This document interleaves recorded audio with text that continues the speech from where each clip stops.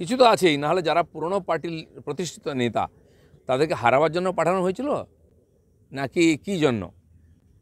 হারা সিট জেতার জন্য প্ল্যানিং করে, এ তো জেতা সিট হারাবার জন্য প্ল্যানিং হয়েছে মনে হচ্ছে। Thank you. পার্টির প্রোগ্রামে আমি 4 বছর ধরে যাই না, আমাকে ডাকাও হয় না, আমার কোনো মতামত নেওয়া হয় না, কিন্তু আমি পার্টির কর্মীদের সঙ্গে থেকেছি, সাধারণ মানুষের সঙ্গে থেকেছি, আর আমি সেটাই থাকবো যতদিন রাজনীতিতে থাকবো। আর রাজনীতি না করলে অন্যভাবে থাকবো, মানুষের কাছে যেতে কেউ কাউকে আটকাতে পারে না।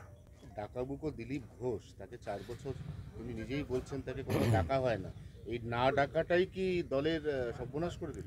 সেটা তো এইসব পর্যালোচনা হওয়া উচিত, কর্মীরাই বলবেন কেন কি সমস্যা হয়েছে। তারপরেও আমি বিশেষ করে আমার লোকসভায় সময় দিয়েছি, মাঝখানে কিছুদিন রাষ্ট্রীয় রাজনীতিতে ছিলাম বলে অন্য রাজ্যে সময় দিয়েছি। গত এক বছর সোয়া বছর ধরে পুরোপুরি মেদিনীপুরে আমি সময় দিয়েছিলাম, টাকা পয়সা খরচা করে সময় দিয়ে থেকে। তো সেখানে আমাকে লড়তে দেওয়া হয়নি, তো তার ফলে দেখা গেছে রেজাল্ট দুই দিকে কী হয়েছে। বিজেপির যে মুরলীধর সেন লেনের অফিস বা আপনাদের যে সল্টলেকের কেন্দ্রীয় অফিস, সেখানে তো আনাচে কানাচে পোস্টার করেছে রাজ্য সভাপতি বদল করতে হবে। তার নতুন সভাপতির কি নাম? দেখুন, সব পার্টিতেই সবসময় এটা হয়, রেজাল্ট খারাপ হলে কর্মীদের মনের মধ্যে ক্ষোভ বিক্ষোভ জাগে, তারা নিজের মতামত ব্যক্ত করেন বিভিন্নভাবে। রাজনীতির নতুন কিছু না, পোস্টার সারা বছরই পড়ে, সেটা অন্য জিনিস। কিন্তু পার্টির কথা ভাবতে হবে, যারা বলছেন তারা পার্টির স্বার্থে কথাবার্তা বলছেন, সেটা সবার সঙ্গে কথা বলা উচিত, মতামত নেওয়া উচিত, পর্যালোচনা হওয়া উচিত এই সময়টা। নাহলে কমাস পরে সবাই ভুলে যাবে, আবার চাপা পড়ে যাবে, আবার সেই একই রেজাল্ট হবে।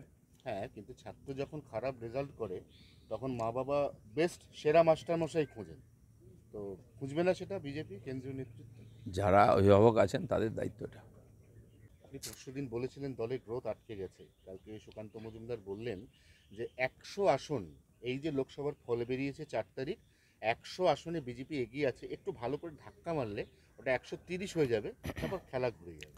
দেখুন, ভোটের যে পার্সেন্টেজ দেখানো হচ্ছে, লোকসভা ভোটে আমরা সবসময় এগোই, বিধানসভায় পিছিয়ে থাকতাম। তো 19-এর লোকসভায় প্রায় 41% ভোট পেয়েছিলাম আমরা, আর সেটা 21-এ নেমে 38-এ নেমেছিল, 38-39-এ। এবারে লোকসভা তো আমরা চেষ্টা করতাম যে 41টা পার হয়ে যাক, 45-এ হোক, সেটা টার্গেটও ছিল, তাহলে আমরা যেটা চাইছিলাম সেটা হতো। কিন্তু সেটা আবার কমে গিয়ে 38-39-এ চলে এসছে। এটা পর্যালোচনা, বিধানসভার ভোটে কেন চলে গেল লোকসভাটা? নরেন্দ্র মোদীর নামে ভোট হয়েছে, সংগঠন বেড়েছে, এত নেতা এসে গেছেন। 21-এও এত লোক ছিল না, 19-এও তো কেউ ছিলই না, দিলীপ ঘোষ ঘুরে ঘুরে প্রচার করেছিল আর কেন্দ্রীয় নেতারা ছিলেন। এবার তো প্রধানমন্ত্রীও প্রত্যেক জায়গায় প্রায় গেছেন, এত এমএলএ এমপি আছেন, তারপরেও কেন আশানুরূপ ফল হয়নি? ভাবার দরকার আছে কিনা। আরেকজন আছেন দেবশ্রী চৌধুরী বলে, জেতা আসন থেকে তাকে হঠাৎ করে সরাসরি মমতা বন্দ্যোপাধ্যায়ের খাস তালুক দক্ষিণ কলকাতায় মালা রায়ের সামনে ফেলে দেওয়া হলো। পরিণতি যা হওয়ার তাই হলো। যে যুক্তিতর্ক দেওয়া হয়েছে, আমি নাকি ওখানে দাঁড়ালে হেরে যাব, কুর্মীরা আমার বিরুদ্ধে, তো যেখানে কুর্মী ভোট পুরুলিয়া সেখানে তো আমরা জিতে গেছি। কুর্মীদেরকে খেপানো হয়েছিল আমার বিরুদ্ধে, আমাকে সরাবার জন্য। দ্বিতীয় হচ্ছে, দেবশ্রী যেখানে কাজ করেছে, মন্ত্রী ছিল, আমি তাকে বলেছি তুমি পার্টি কামড়ে পড়ে থাকো, মাটি কামড়ে তুমিই জিতবে।